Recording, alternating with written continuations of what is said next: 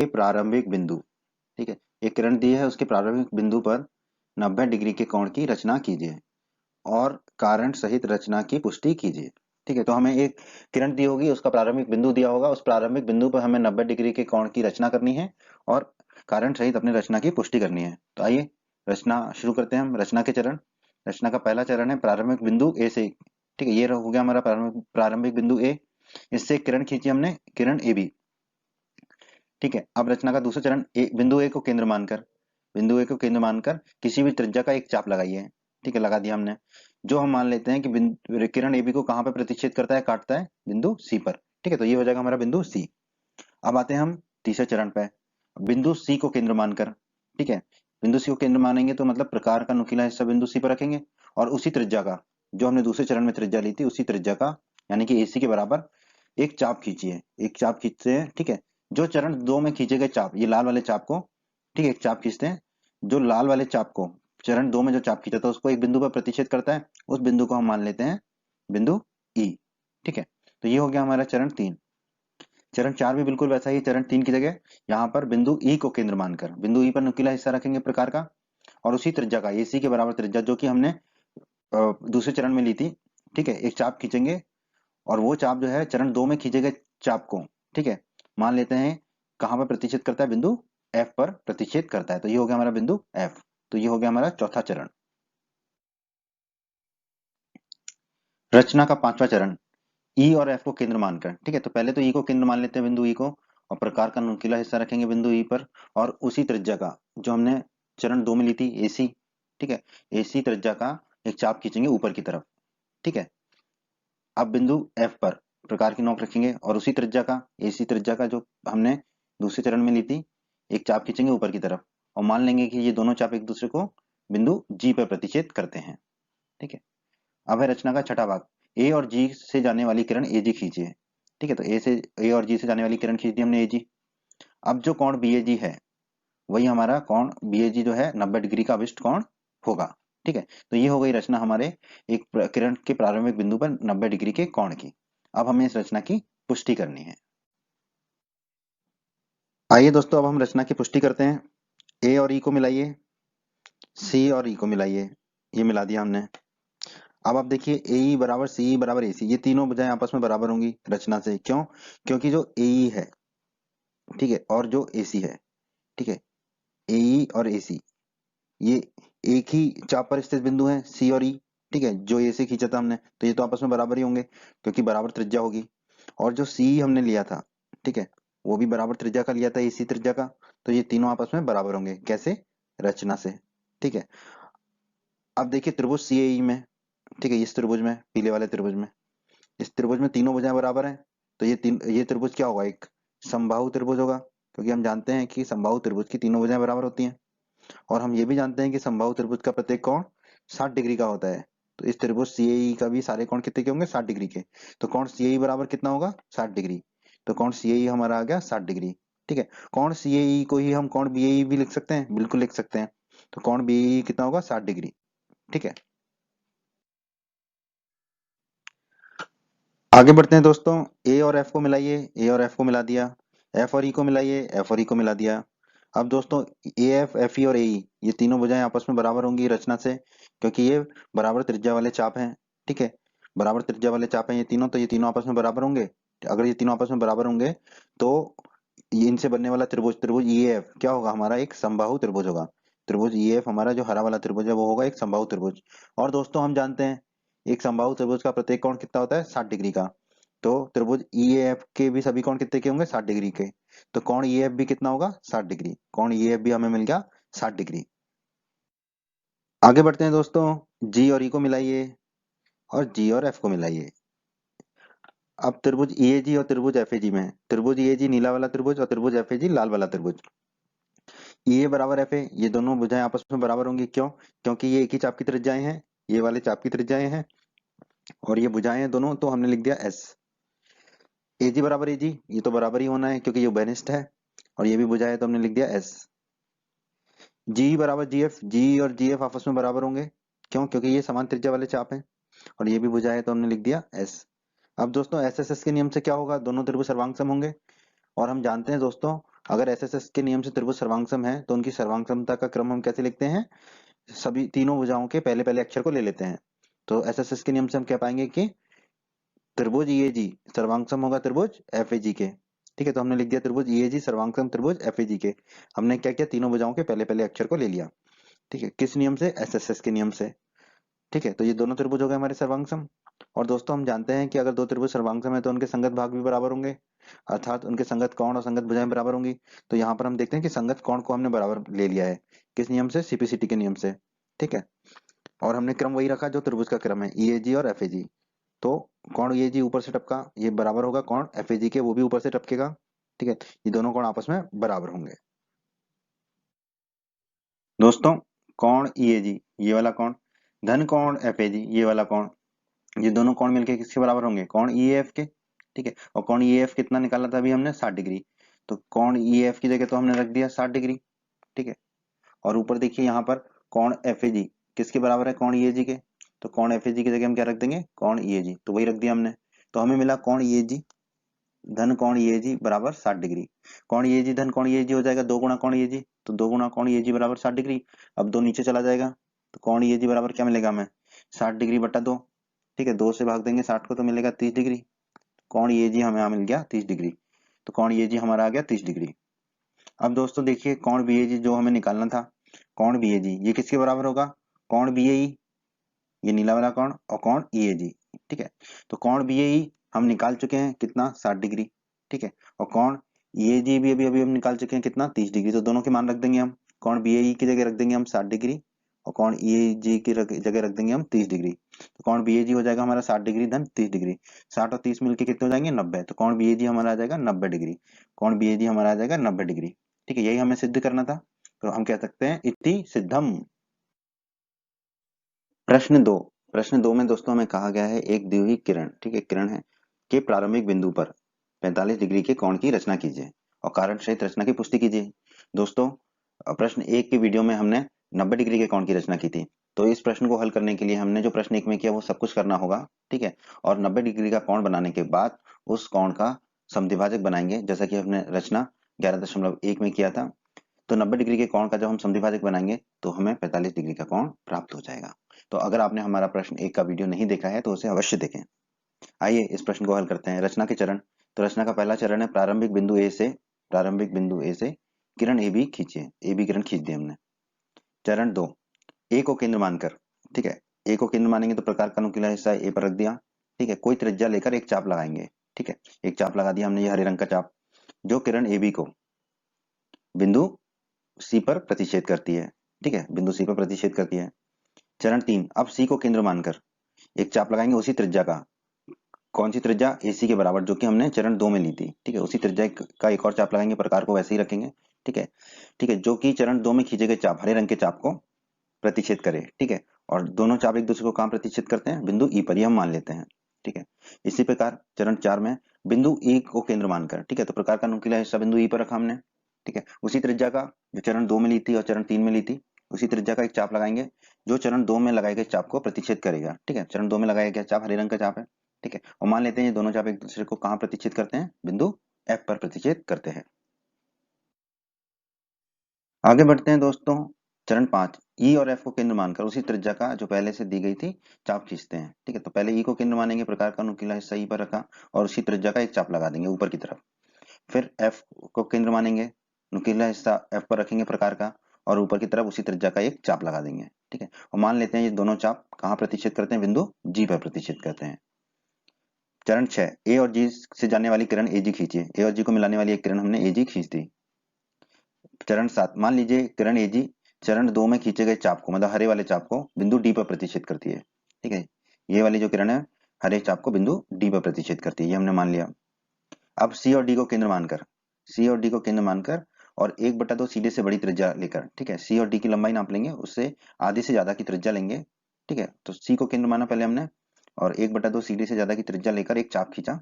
ठीक है, दाईं तरफ वही चीज हम डी को केंद्र मानेंगे।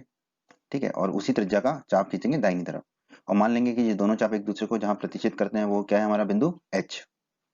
चरण 9, ए और एच से जाने वाली किरण ए एच खींचिए। ठीक है, ए और एच को से जाने वाली किरण ए एच खींची हमने। अब जो कोण बी एच है वही हमारा 45 डिग्री का अभिष्ट कोण है।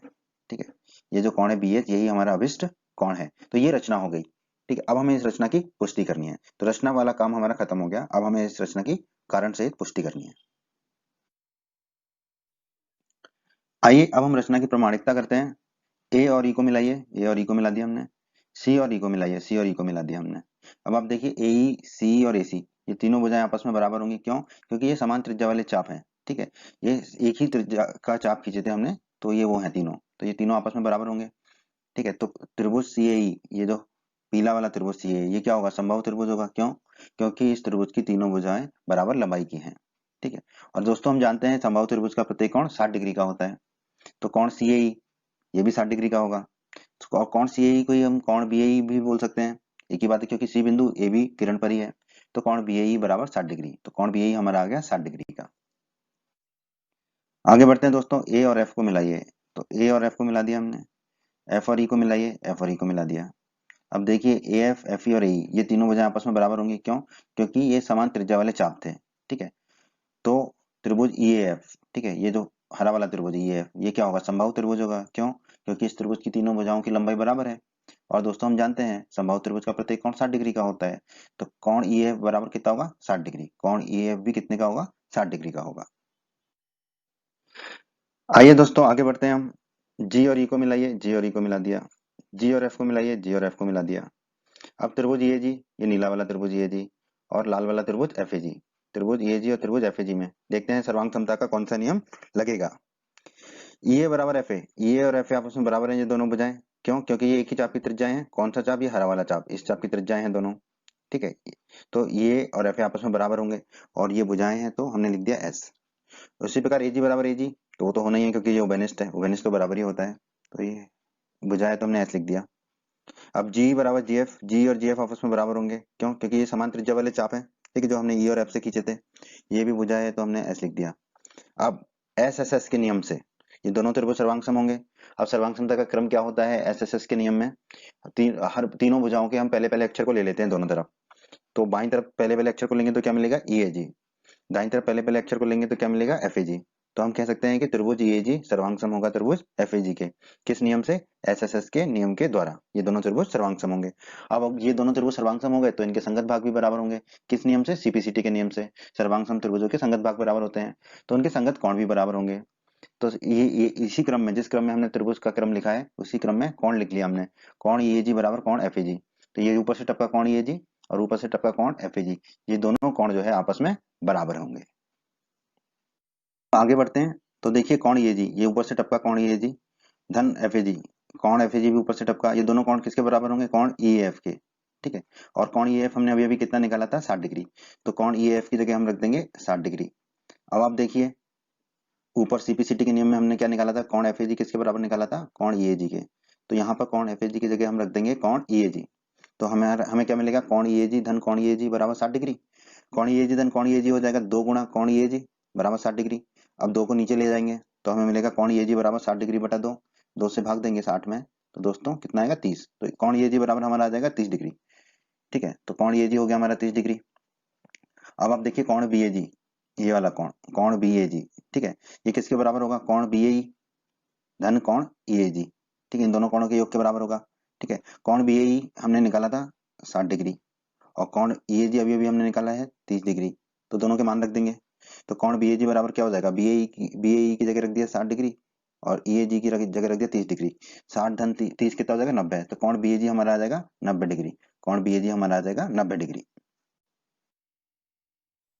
सी और एच को मिलाइए, सी और एच को मिला दिया हमने। डी और एच को मिलाइए, डी और एच को मिला दिया। अब त्रिभुज सी एच ये वाला त्रिभुज और त्रिभुज डी एच ये वाला त्रिभुज, इन दोनों त्रिभुजों में देखते हैं ये दोनों त्रिभुज कैसे सर्वांग सम होंगे।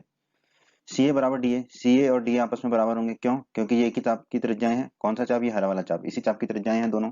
ठीक है, तो ये दोनों बराबर होंगे और ये दोनों भुजाएं हैं तो एस लिख दिया हमने। ए एच बराबर ए एच, ये तो बराबर ही होगा क्योंकि ये उभयनिष्ठ है। ठीक है, उभयनिष्ठ हमेशा बराबर ही होता है। भुजा है तो हमने एस लिख दिया। अब एच सी बराबर एच डी, एच सी और एच डी आपस में बराबर हैं। क्यों? क्योंकि समान त्रिज्या वाले चाप हैं ये।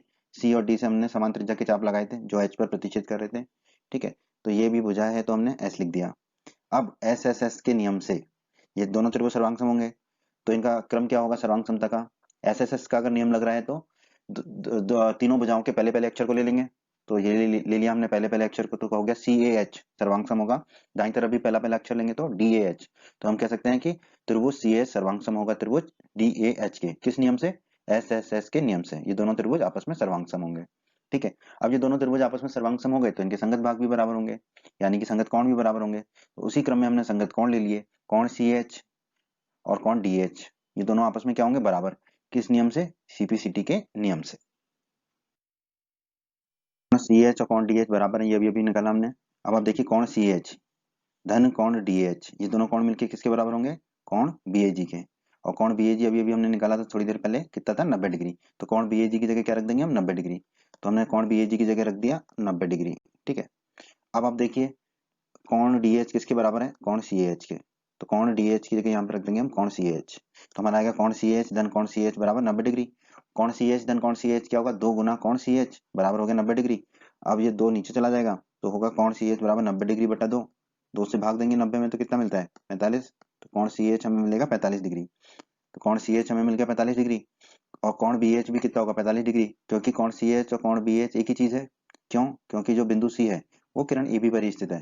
तो कोण BH भी कितना होगा? 45 डिग्री। तो हमें मिल गया कोण BH बराबर 45 डिग्री। और इसी की हमें पुष्टि करनी थी, तो हम कह देंगे इति सिद्धम। प्रश्न 3 में कहा गया है निम्न मापों के कोणों की रचना कीजिए। ठीक है, हमें 3 कोणों की रचना करनी है। पहले में 30 डिग्री, फिर 22.5 डिग्री और फिर 15 डिग्री। तो एक एक करके तीनों कोणों की रचना करते हैं। तो सबसे पहले हम 30 डिग्री के कोण की रचना करेंगे। तो दोस्तों 30 डिग्री का कोण क्या होगा? 60 डिग्री के कोण का आधा होगा। और आपने रचना 11.3 के हमारे वीडियो में देखा था कि 60 डिग्री के कोण की रचना कैसे करनी है। तो वह वो उसी का इस्तेमाल करेंगे हम अभी।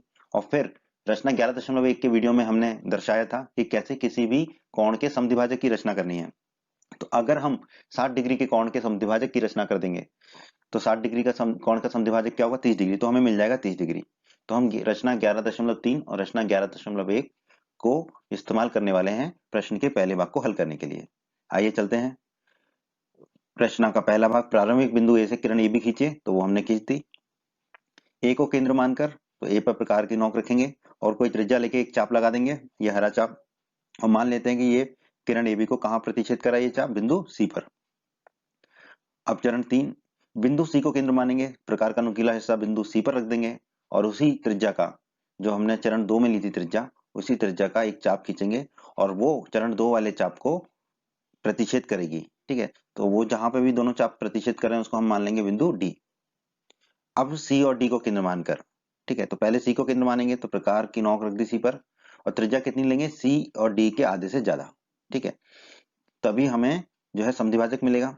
ठीक है, तो सी पे हमने प्रकार रखी और 1/2 सी डी से आधे से ज्यादा की त्रिज्या का एक चाप लगा दिया। अब वही नोक हम रख देंगे बिंदु डी पर और उसी त्रिज्या का चाप लगा देंगे। ये दोनों चाप जहां मिलेंगे उसे हम मान लेंगे बिंदु ई। ठीक है, अब ए और ई को मिला देंगे, ए और ई को मिला दीजिए। तो जो कोण होगा कोण बी ए ई, यहाँ हमारा अभिष्ट कोण होगा 30 डिग्री का, जो कि हमें रचना करनी थी। तो इस तरह हमने इस प्रश्न के पहले भाग को हल कर दिया। प्रश्न 3 का भाग 2, हमें 22.5 डिग्री के कोण की रचना करनी है। तो दोस्तों जैसा कि हमने प्रश्न 2 में हल किया था, प्रश्न 2 के वीडियो में 45 डिग्री के कोण की रचना की थी, तो उसी क्रम को हम यहाँ पे भी इस्तेमाल करेंगे, प्रयोग करेंगे। पहले 45 डिग्री के कोण बनाएंगे, फिर उसका समद्विभाजक खींचेंगे, तो हमें मिल जाएगा 22.5 डिग्री का कोण, क्योंकि 45 डिग्री का समद्विभाजक होगा 22.5 और 22.5 डिग्री। तो आइए इसको करते हैं। प्रारंभिक बिंदु ए से किरण ए बी खींचिए, खींच दी हमने, बिल्कुल वैसा ही। फिर ए को केंद्र मानकर ए पर प्रकार रखकर चाप किसी भी त्रिज्या का चाप खींच देंगे, ये खींच दिया हमने हरा वाला चाप। ठीक है, ये किरण ए बी को कहाँ प्रतिच्छेद कर रहा है? बिंदु सी पर। अब सी को केंद्र मानकर उसी त्रिज्या का एक और चाप खींच देंगे, तो सी को केंद्र मानेंगे, प्रकार का नुकीला हिस्सा सी पर रखेंगे। ठीक है, जितना चरण 2 में हमने त्रिज्या ली थी उतनी त्रिज्या का एक चाप खींच देंगे और मान लेंगे कि वो दोनों चाप हरा और लाल कहाँ प्रतिच्छेद करते हैं? बिंदु ई पर। अब अगले चरण में हम बिंदु ई को केंद्र मानेंगे, प्रकार का नुकीला हिस्सा बिंदु ई पर रखेंगे और चरण 2 में ली गई त्रिज्या के बराबर ही त्रिज्या लेकर चाप खींच देंगे। ठीक है, और मान लेंगे कि ये वाला चाप और चरण 2 में खींचा गया चाप दोनों जहां प्रतिच्छेद करते हैं उसे हम मान लेंगे बिंदु एफ। आगे बढ़ते हैं। चरण 5, ई और एफ को केंद्र मानकर, तो पहले ई को केंद्र मान लेते हैं और उसी त्रिज्या का जो चरण 2 में ली थी और बाकी चरणों में ली थी उसी त्रिज्या का एक चाप ऊपर की तरफ खींच देंगे। फिर एफ को केंद्र लेंगे और उसी त्रिज्या का चाप ऊपर की तरफ खींच देंगे। ये दोनों चाप जहां मिलेंगे उसे हम मान लेते हैं बिंदु जी। चरण 6, ए और जी को मिलाने वाली किरण ए जी खींच दी हमने। तो दोस्तों इसी प्रक्रिया से, इसी रचना की विधि से हमने प्रश्नावली 11.1 के प्रश्न 1 में 90 डिग्री के कोण की रचना की थी। तो अभी हमें 90 डिग्री का कोण मिल गया। अब इस 90 डिग्री के कोण का समद्विभाजक खींच देंगे तो हमें क्या मिल जाएगा, 45 डिग्री का कोण, जैसा कि प्रश्न 2 में हमने निकाला था। तो हम मान लेते हैं कि ये जो किरण एजी है, ये चरण 2 में खींचे गए चाप को कहां प्रतिष्ठित करती है, बिंदु डी पर। ठीक है। अब सी और डी को केंद्र मानकर, तो पहले सी को केंद्र मानेंगे, प्रकार का नुकीला हिस्सा रखेंगे, और 1/2 CD मतलब CD के आधे से ज्यादा की त्रिज्या लेकर एक चाप खींच देंगे। फिर डी को केंद्र मानेंगे और उसी त्रिज्या का एक चाप खींच देंगे। ये दोनों चाप जहां मिलेंगे उसे हम मान लेंगे बिंदु एच। इसको हम मान लेंगे बिंदु एच। ए और एच से जाने वाली किरण हम खींच देंगे ए एच। ठीक है। तो ये हमने समद्विभाजक खींच दिया 90 डिग्री के कोण का, तो अभी हमें 45 डिग्री के दो कोण मिल गए, जैसा कि प्रश्न 2 में हमने निकाला था। आगे बढ़ते हैं। अब हम क्या करेंगे, ये 45 डिग्री का भी समद्विभाजक खींचेंगे तो हमें 22.5 डिग्री का कोण मिल जाएगा। तो मान लेते हैं जो किरण ए एच है वो चरण 2 में खींचे गए चाप को कहां प्रतिष्ठित करती है, बिंदु आई पर। इसे हम मान लेंगे बिंदु आई। ठीक है। अब हम सी और आई से क्या करेंगे, केंद्र मानकर 1/2 सी आई से बड़ी त्रिज्या लेकर चाप खींचेंगे। ठीक है। तभी तो हमें समद्विभाजक मिलेगा कोण बी एच का। ठीक है। तो हम पहले सी को केंद्र मानेंगे और एक त्रिज्या खींचेंगे, कितनी त्रिज्या, 1/2 सी आई से ज्यादा। ठीक है। इसका चाप खींचेंगे, चाप खींच दिया। फिर आई को केंद्र मानेंगे और उसी त्रिज्या का चाप खींचेंगे, ये चाप खींच दिया। ये दोनों चाप जहां पर भी प्रतिष्ठित करेंगे उसे हम मान लेंगे बिंदु जे। अब ए और जे से जाने वाली किरण खींच देंगे हम, ये खींच दी हमने किरण। अब जो कोण बी ए जे है, यही हमारा अविष्ट 22.5 डिग्री का कोण है। ठीक है। कोण बी ए जे हमने निकाल लिया 22.5 डिग्री का कोण। तो इस प्रकार हमने 22.5 डिग्री के कोण की रचना कर दी। प्रश्न 3 के भाग 3 में हमें 15 डिग्री के कोण की रचना करनी है। तो जैसे कि इसी प्रश्न के पहले भाग में हमने 30 डिग्री के कोण की रचना की थी, तो पहले हम रचना के वही चरण दोहराएंगे। उसके बाद 30 डिग्री के कोण के आने के बाद हम उसका समद्विभाजक खींचेंगे, जैसा कि हमने रचना 11.1 में किया था। तो हमें 15 डिग्री का कोण प्राप्त हो जाएगा। ठीक है। तो पहले तो प्रारंभिक बिंदु ए से किरण ए भी खींची हमने। फिर ए को केंद्र मानकर कोई भी त्रिज्या का एक चाप खींच देंगे और मान लेंगे कि वो चाप किरण ए बी को बिंदु सी पर प्रतिच्छेद करता है। अब बिंदु सी को केंद्र मानकर उसी त्रिज्या का एक चाप खींचेंगे और मान लेंगे कि ये दोनों चाप हैं वो एक दूसरे को बिंदु डी पर प्रतिच्छेद करते हैं। ठीक है। अगर अब हम एडी को मिला देंगे तो रचना 11.3 के अनुसार हमें 60 डिग्री का कोण मिल जाएगा। ठीक है। पर हमें 15 डिग्री का कोण बनाना है, तो पहले हम 60 डिग्री के कोण का समद्विभाजक खींचेंगे। उसके लिए क्या करना होता है, दोनों बिंदुओं से सी और डी, यहाँ पर जो दो बिंदु हैं वहां से चाप खींचेंगे। ठीक है। तो पहले तो सी को केंद्र मानेंगे और 1/2 सी डी से बड़ा त्रिज्या लेके चाप खींच देंगे। फिर डी को केंद्र मानेंगे और 1/2 सीडी से उसी त्रिज्या का, 1/2 सीडी से बड़ी की उसी त्रिज्या का एक और चाप खींच देंगे। ये दोनों चाप जहां मिलेंगे उसे हम मान लेंगे बिंदु ई। फिर अगले चरण में ए और ई को मिला देंगे। ठीक है। तो अब अगर हम देखेंगे तो बी ए ई जो है वो कोण 30 डिग्री के बराबर होगा, जैसा कि हमने इसी प्रश्न के पहले भाग में निकाला था। दोस्तों अब हम 30 डिग्री का कोण हमने निकाल दिया। अब हमें 15 डिग्री का कोण खींचना है, तो इसके भी समद्विभाजक खींचेंगे। तो मान लेते हैं जो किरण ए ई है वो चरण 2 में खींचे गए चाप, ये हरे वाले चाप को जहां प्रतिच्छेद करते हैं उसे हम मान लेंगे बिंदु एफ। ठीक है। अब सी और एफ को केंद्र मानकर, पहले सी को केंद्र मानेंगे तो 1/2 सी एफ से बड़ी त्रिज्या लेके चाप खींच देंगे। फिर उसी त्रिज्या का एक चाप खींचेंगे बिंदु एफ को केंद्र मानकर।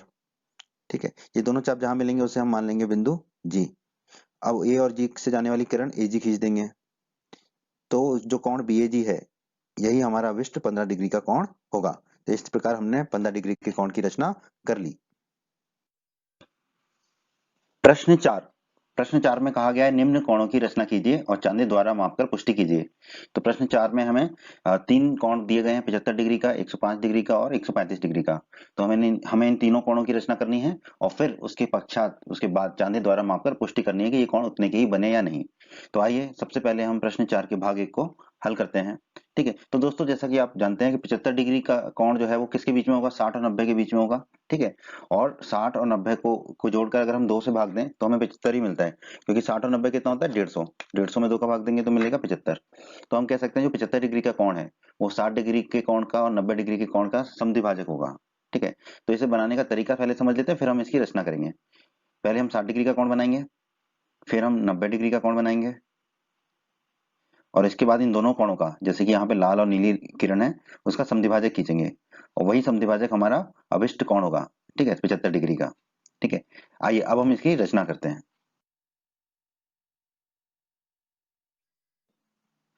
तो दोस्तों अभी तक बस आपने ये सीखा था कि इसको हम कैसे करेंगे, रचना अब शुरू होगी। तो रचना के चरण, रचना का पहला चरण आपको पता है, प्रारंभिक बिंदु ए से किरण ए बी खींचेंगे। तो ए से हमने एक किरण ए बी खींच ली। अब ए को केंद्र मानकर और कोई त्रिज्या लेकर एक चाप लगाते हैं। ए को केंद्र माना, प्रकार का नुकीला हिस्सा ए पर रखा, ठीक है, और किसी भी त्रिज्या का एक चाप लगा दिया, जो कि किरण ए बी को कहाँ पर प्रतिच्छेद कर रहा है, किरण ए बी को प्रतिच्छेद कर रहा है बिंदु सी पर। अगला चरण, अब सी को केंद्र मानकर उसी त्रिज्या का, जो कि हमने दूसरे चरण में ली थी, ठीक है, एक चाप लगाएंगे। ठीक है, तो सी को केंद्र मानेंगे तो प्रकार का नुकीला हिस्सा सी पे रखा और उसी त्रिज्या का एक चाप लगा दिया हमने। और मान मान लेते हैं कि वो चाप जो है दूसरे चरण में लगाए गए चाप को, हरे चाप को जहां प्रतिच्छेद करता है उसे हम बिंदु ई मान लेते हैं। और दोस्तों आपको पता है अगर अभी हम ए और ई को जोड़ देंगे तो हमें 60 डिग्री का कोण मिल जाएगा। ठीक है, पर अभी हम इसमें जोड़ नहीं रहे हैं क्योंकि जरूरत नहीं है। अब ई को केंद्र मानकर उसी त्रिज्या का, अब ई को केंद्र मानेंगे तो प्रकार का नुकीला हिस्सा ई पे रखा और उसी त्रिज्या का एक और चाप लगाएंगे। ठीक है, और मान लेंगे कि वो चाप चरण 2 में लगाए गए चाप, हरे वाले चाप को बिंदु एफ पर प्रतिच्छेद करता है। अगला चरण देखते हैं, अब ई और एफ को केंद्र मानकर, तो पहले ई को केंद्र मानेंगे और प्रकार का नुकीला हिस्सा ई पर रखेंगे और उसी त्रिज्या एसी के बराबर एक चाप ऊपर की तरफ खींच देंगे। यही काम हम एफ से करेंगे, एफ को केंद्र मानेंगे तो प्रकार का नुकीला हिस्सा एफ पर रखा और उसी त्रिज्या का एक चाप ऊपर की तरफ खींच दिया। मान लेते हैं ये दोनों चाप जहां प्रतिच्छेद करते हैं वो बिंदु जी मान लेते हैं हम। अब ए और जी को जाने वाली किरण एजी खींचिए। ठीक है, तो अब आप देखेंगे जो कोण बीएजी बनेगा वो 90 डिग्री का बनता है हमारा। ठीक है, और मान लेते हैं कि एजी किरण जो है चरण 2 में खींचे गए हरे चाप को जहां प्रतिच्छेद करती है उसे हम बिंदु डी मान लेते हैं। ठीक है, अब ई और डी को केंद्र मानकर, ठीक है, पहले ई को केंद्र मानेंगे, प्रकार का नुकीला हिस्सा ई पर रखा, ठीक है, और 1/2 ईडी से बड़ा एक चाप हम खींच देंगे और उसी त्रिज्या का चाप खींचेंगे हम डी को केंद्र मानकर, तो प्रकार का नुकीला हिस्सा डी पर रखा और उसी त्रिज्या का एक चाप खींच दिया हमने। ये दोनों चाप जहां प्रतिच्छेद करते हैं उसे हम मान लेंगे बिंदु एच। अब ए और एच से जाने वाली किरण ए एच खींचेंगे। अब जो कोण बी एच है, ठीक है, कोण बी एच यही हमारा अभिष्ट कोण है 75 डिग्री का। ठीक है, अब हम चांदे से इसको माप लेते हैं। अब आप देख लीजिए चांदा हमने रखा, ठीक है, तो ये जो कोण आ रहा है कोण बी एच, ठीक है, ये 70 और 80 के ठीक बीच में आ रहा है। 70 और 80 के ठीक बीच में कितना होगा, 75 डिग्री। ठीक है, तो यही कोण बी एच हमारा अभिष्ट कोण हो गया और हमने चांदे से मापकर इसकी पुष्टि भी कर ली। प्रश्न 4 के भाग 2 में दोस्तों हमें 105 डिग्री का कोण बनाना है। ठीक है, तो दोस्तों 105 डिग्री का कोण जो है 90 और 120 डिग्री के बीच में होगा। ठीक है, क्योंकि अगर हम 90 और 120 को जोड़ें और 2 से भाग दें तो हमें 105 प्राप्त होता है। तो इसे बनाने की विधि क्या होगी, ये विधि है, ये आपको बताना नहीं है आपके परीक्षा में। ठीक है, ये सिर्फ आपको समझाने के लिए। एक 90 डिग्री का कोण खींचेंगे पहले हम, फिर हम 120 डिग्री का कोण खींचेंगे और फिर हम इन दोनों का समद्विभाजक खींचेंगे। ठीक है, ये काली किरण जो है समद्विभाजक है, तो ये जो कोण बनेगा काली किरण वाला, यही कोण क्या होगा हमारा 105 डिग्री का कोण होगा। रचना के चरण, अब हम इसकी रचना करना शुरू करते हैं। तो जैसा कि भाग 1 में किया था बिल्कुल वैसे ही आगे बढ़ेंगे। प्रारंभिक बिंदु ए से किरण ए भी खींची हमने, फिर ए को केंद्र मानकर प्रकार का नुकीला हिस्सा ए पर रखा, किसी त्रिज्या का एक चाप लगाएंगे जो कि किरण ए बी को जहां प्रतिच्छेद करता है उसे हम बिंदु सी मान लेंगे। अब सी को केंद्र मानकर उसी त्रिज्या का, एसी त्रिज्या का एक चाप खींचेंगे। सी को केंद्र मानेंगे तो प्रकार का नुकीला हिस्सा सी पर रखा और उसी त्रिज्या का एक चाप लगाएंगे जो कि चरण 2 में खींचे गए चाप, हरे चाप को जहां प्रतिच्छेद करेगा उसे हम बिंदु ई मान लेते हैं। अब ई को केंद्र मानकर प्रकार का नुकीला हिस्सा ई पर रखा, उसी त्रिज्या का, एसी के बराबर इस त्रिज्या का एक चाप लगाएंगे जो कि चरण 2 में लगाए गए हरे चाप को जहां प्रतिच्छेद करेगा उसे हम मान लेंगे बिंदु एफ। आगे बढ़ते हैं, अब ई और एफ को केंद्र मानकर, तो पहले ई को केंद्र मानेंगे और उसी त्रिज्या एसी के बराबर त्रिज्या का एक चाप लगाएंगे, ठीक है, ऊपर की तरफ। फिर एफ को केंद्र मानेंगे, प्रकार का नुकीला हिस्सा एफ पर रखा और उसी त्रिज्या एसी के बराबर एक चाप लगाया ऊपर। ये दोनों चाप जहां प्रतिच्छेद करेंगे उसे हम मान लेंगे बिंदु जी। ए और जी से जाने वाली किरण एजी खींचेंगे, खींच दी हमने। मान लीजिए एजी किरण 2 में खींचे गए चाप को, हरे चाप को जहां प्रतिच्छेद करती है उसे हम बिंदु डी मान लेंगे। ठीक है, तो ये जो बी ए जी होगा ये हमारा 90 डिग्री का होगा, ये हम जानते हैं। अब डी और एफ को केंद्र मानकर, तो पहले डी को केंद्र मान लेते हैं, प्रकार का नुकीला हिस्सा डी पर रखा और 1/2 डी एफ, मतलब डी एफ की जितनी दूरी है उससे आधे से ज्यादा का एक चाप लगा देंगे ऊपर की तरफ। ठीक उसी प्रकार एफ को केंद्र मानेंगे और उसी त्रिज्या का एक चाप लगा देंगे ऊपर की तरफ। ये दोनों चाप एक दूसरे को जहां प्रतिच्छेद करेंगे उसे हम मान लेंगे बिंदु एच। अब आगे बढ़ते हैं, ए और एच से जाने वाली किरण ए एच खींच देंगे। ठीक है, ए और एस से जाने वाली किरण हमने ए एच खींच दी। ठीक है, तो ये जो कोण बी एच मिलेगा यही हमारा अभिष्ट कोण होगा 105 डिग्री का। 105 डिग्री का अभिष्ट कोण हो गया। अब चांदे से माप कर इसकी हम पुष्टि कर लेते हैं। ठीक है, ये चांदा आ गया हमारा। अब आप देखिए ये जो एच किरण है ये कहाँ आ रही है हमारी, 100 और 110 के बीच में आ रही है। 100 और 110 के बीच में कितना कोण होगा हमारा, 105 डिग्री का कोण होगा। तो चांदे से मापकर हमने अपने कोण की पुष्टि भी कर ली। प्रश्न 4 के भाग 3 में हमें 135 डिग्री का कोण की रचना करनी है। दोस्तों 135 डिग्री जो होता है वो 90 और 180 के बीच में होता है बिल्कुल। ठीक है, तो हम एक 90 डिग्री का कोण बना लेंगे, फिर 180 का बना लेंगे और उन दोनों का समद्विभाजक बना लेंगे। तो हमें 135 डिग्री का कोण प्राप्त हो जाएगा। 90 धन 180 बटा 2। ठीक है, तो ये होगा 270 बटा 2 यानी कि 135 डिग्री। तो इस रचना के लिए पहले हमें 90 डिग्री का कोण बनाना होगा, फिर हमें 180 डिग्री का कोण बनाना होगा, फिर इन दोनों कोणों का समद्विभाजक खींचेंगे हम, और वही समद्विभाजक हमारा अभिष्ट कोण होगा 135 डिग्री का। आगे बढ़ते हैं दोस्तों, रचना शुरू करते हैं हम भाग 3 की। प्रारंभिक बिंदु ए से एक किरण ए भी खींचेंगे, बिल्कुल वैसा ही करेंगे। अब ए को केंद्र मानकर कोई त्रिज्या लेकर दीर्घ चाप, यहाँ पर हमें दीर्घ चाप खींचना है। ठीक है, तो ए को केंद्र मानकर ए पे नुकीला हिस्सा रखकर ठीक है दीर्घ चाप खींचेंगे। दीर्घ चाप क्या होता है, अर्धवृत्त से भी बड़ा होता है। ठीक है, तो किसी भी त्रिज्या का एक दीर्घ चाप खींचेंगे। तो ये हमने हरा वाला दीर्घ चाप खींच लिया और मान लिया वो किरण ए बी को जहाँ प्रतिच्छेद करता है वो बिंदु क्या है हमारा, बिंदु सी।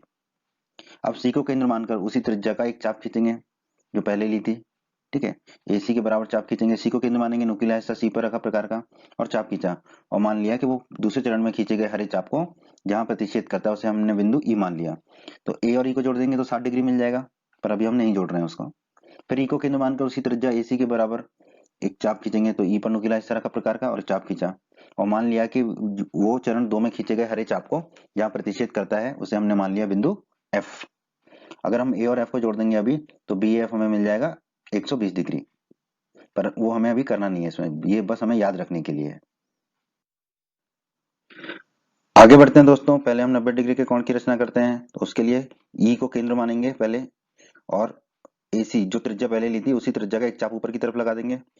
फिर एफ को केंद्र मानेंगे, प्रकार का नुकीला हिस्सा एफ पर रखेंगे और एसी त्रिज्या का एक चाप ऊपर लगा देंगे। ये दोनों चाप जहां प्रतिच्छेद करेंगे काटेंगे उसे हम बिंदु जी मान लेते हैं।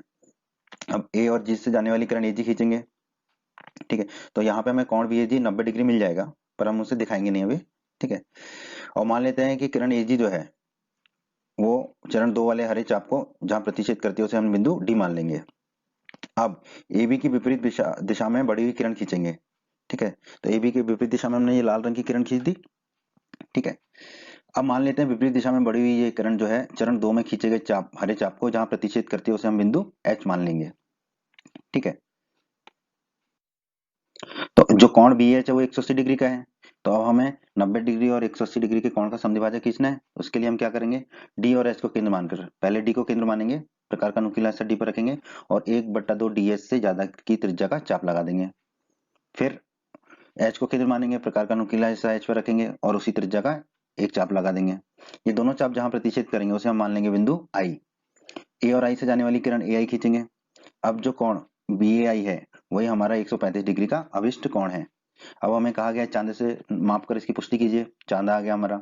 ठीक है, अब देखिए चांदे में ये जो कोण दिख रहा है 130 और 140 के बीच में दिख रहा है। 130 और 140 के बीच में क्या होता है, एकदम 135 डिग्री। ठीक है, तो ये जो कोण होगा हमारा 135 डिग्री का होगा। तो चांदे से मापकर हमने इसकी पुष्टि कर दी। इस तरह हमने तीनों भागों को हल कर दिया इस प्रश्न के। प्रश्न 5 बहुत ही आसान प्रश्न है दोस्तों, बहुत ही आसान प्रश्न है।